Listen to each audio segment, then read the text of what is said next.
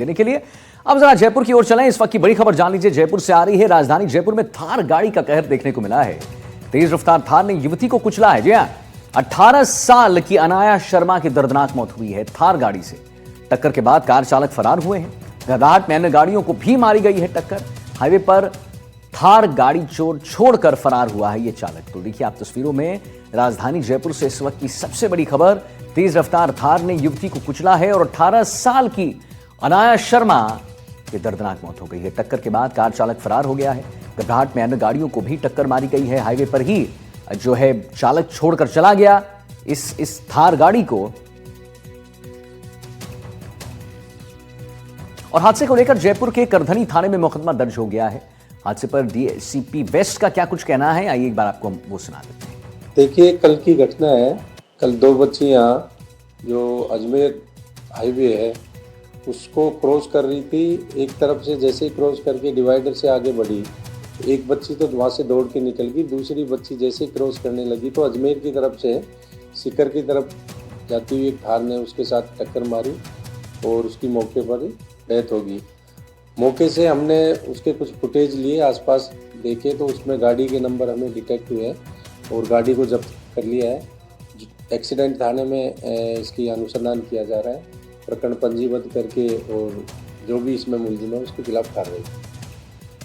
और जयपुर से बाल वीरेंद्र संवाददाता जुड़ गए हमारे साथ और जानकारी देने के लिए। वीरेंद्र, बात बताइए कि कैसे घटना घटी, उसके बारे में बताइए, और कौन है ये चालक? कुछ चालक के बारे में पता चल पाया क्या? क्या नशे में था, क्या था?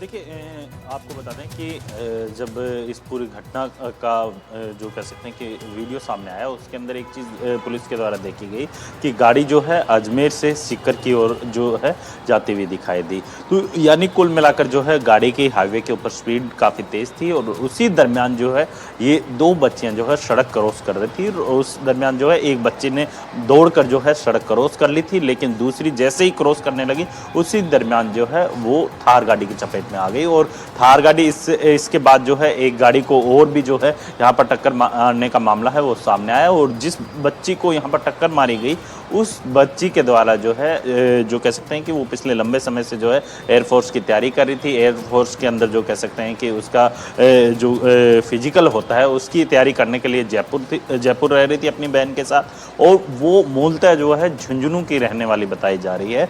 और इसके साथ ही आपको बता दें कि इस बच्ची का सपना था कि जो एयरफोर्स के अंदर नीली वर्दी पहनकर जो है अपनी देश की सेवा करे, लेकिन उससे पूर्व जो है वो एक हादसे का शिकार हो जाती है और उसकी हादसे के अंदर जो है उसकी मौके पर ही मौत हो जाती है। इसके साथ ही आपको बता दें कि ये पहली बार इस तरीके की घटना नहीं हुई। इससे पूर्व के अंदर भी कई ऐसी घटनाएं हैं वो देखने को मिली है और उसके अंदर कई ऐसे मासूम होते हैं जो इन जो कह सकते हैं कि हिट एंड रन जैसे जो मामले होते हैं उनके शिकार हो जाते हैं। और इसकी वजह से कई ऐसे परिवार भी हैं जो कह सकते हैं आज तक इन हादसों से नहीं उबर पाए हैं। यानी कुल मिलाकर जो है हमें भी समझना होगा कि इस तरीके की अगर आप गाड़ी ड्राइव करते हैं तो और वीरेंद्र कार्रवाई क्या हुई कंट्रोल करने की आवश्यकता है। और साथ ही जिस तरीके से यातायात नियम जो बनाए गए,